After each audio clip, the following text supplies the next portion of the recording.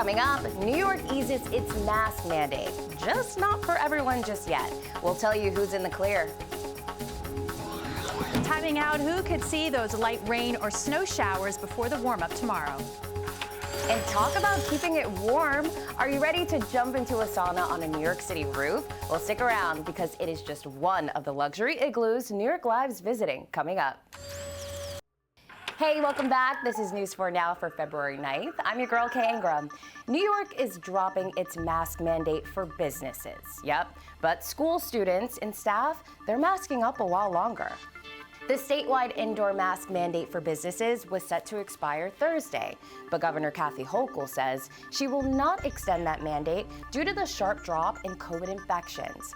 Instead, it'll be lifted on Thursday, but counties, cities, and businesses can still choose to require masks.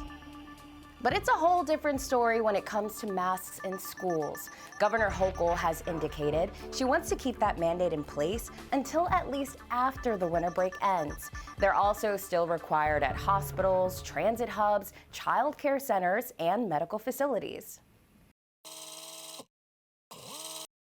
On Long Island, Suffolk County Police arrested a man for impersonating an officer, allegedly pulling women over, then asking them for nudes. Gross. They received a complaint that 37-year-old David Olivari used a flashing light to stop a female driver on the LIE last month.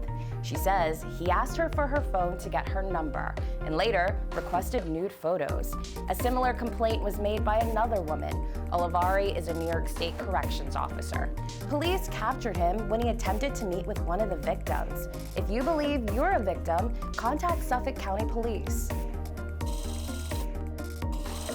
The Department of Justice says it is their largest financial seizure ever. A Manhattan couple is under arrest for allegedly trying to pull off a multi-billion-dollar Bitcoin heist.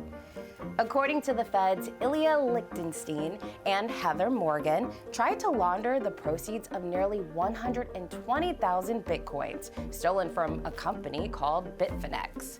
That company was hacked back in 2016.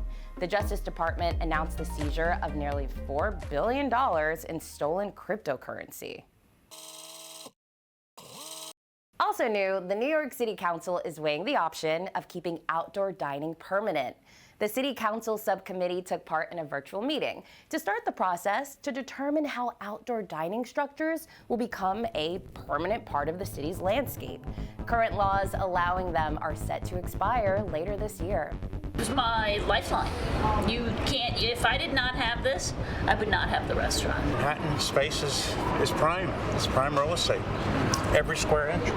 The city's Hospitality Alliance released a statement saying since its inception, the Open Restaurants program has saved 100,000 industry jobs and thousands of small businesses from financial collapse.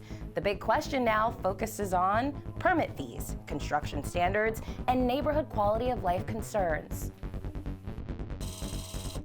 A former zoo in the Catskills is up for grabs for a cool $3.6 million. No big deal. The 193-acre Catskill Game Farm was the country's oldest privately owned zoo. It once welcomed as many as 500,000 visitors per year. The zoo shut down in 2006 and was turned into a 6-bedroom inn with 4 luxury campsites.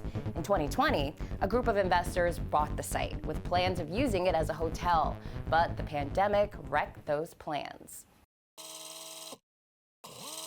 Hi there, I'm Storm Team 4 meteorologist Maria La Rosa. Hope you enjoyed the sunshine and a little break from the real chill. By tonight, we have a clipper moving to the north. A clipper is quick moving. It doesn't have a lot of moisture with it, but for us it means just enough that we've got the clouds coming back for a bit and there may be a brief light rain or snow shower. As it rolls through, most of this is done by sunrise, but cold enough to see maybe those few snow showers through the Hudson Valley. Woodridge down into the 20s, below freezing from Kingston, Poughkeepsie, Middletown as well. Will be into the mid-30s for the city, the low of 37, and starting off tomorrow in the mid-30s from Long Island and down the shore, on our way up to an even warmer day tomorrow.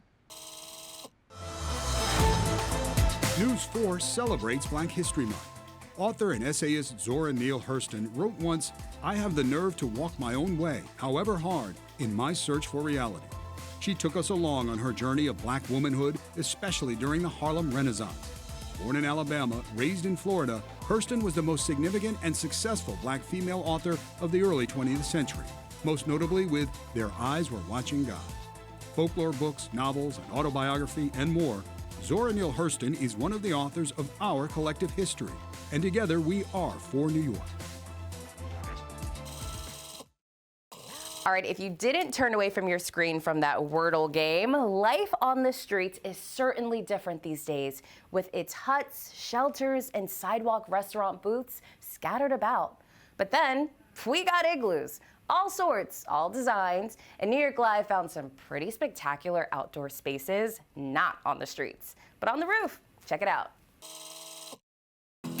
As the weather keeps getting colder and colder, the outdoor concepts in New York City keep getting more and more creative. And today I'm going to bring you to two places you will absolutely want to put on your list. And we are starting here at Somewhere Nowhere. So we are here, we're on the 38th floor right now? Mm-hmm. Okay, and so you have something going on the 39th floor, don't you? Yes, we have a very unique igloo experience, unlike any other in New York City. You want to take a look? Yeah, absolutely, Sure. absolutely. We've got a chandelier, we have a fireplace, we have some of the most beautiful drinks I think I've ever seen. Our food and cocktail menu is inspired by our theme, enchanted, magical, and whimsical. PJ, thank you so much and congratulations. My pleasure. Cheers. Cheers. Next up, we are here at the Winter Spa at the William Vale in Williamsburg.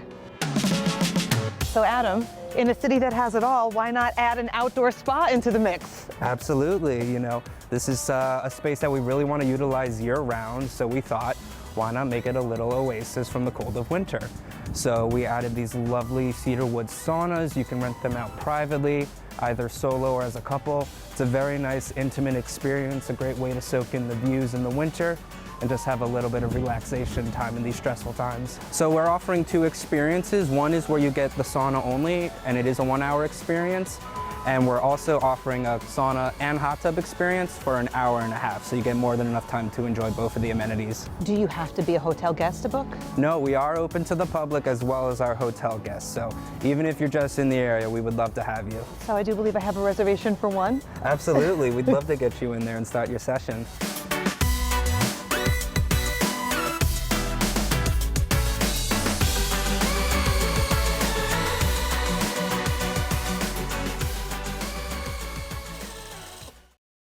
All right, now to the tri-state staple that stood in the same spot longer than the Empire State Building, the Chrysler Building, and Radio City Music Hall. We're talking about a family-owned ice cream parlor that's operated on Long Island for nearly 100 years. But now, as it faces steep rent hikes, News 4's Anjali Hemphill explains how the owners are fighting to save the historic soda shop.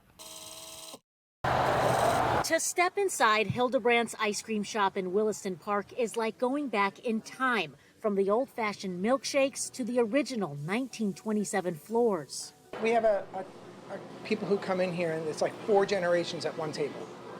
And they've been coming in here since the first one.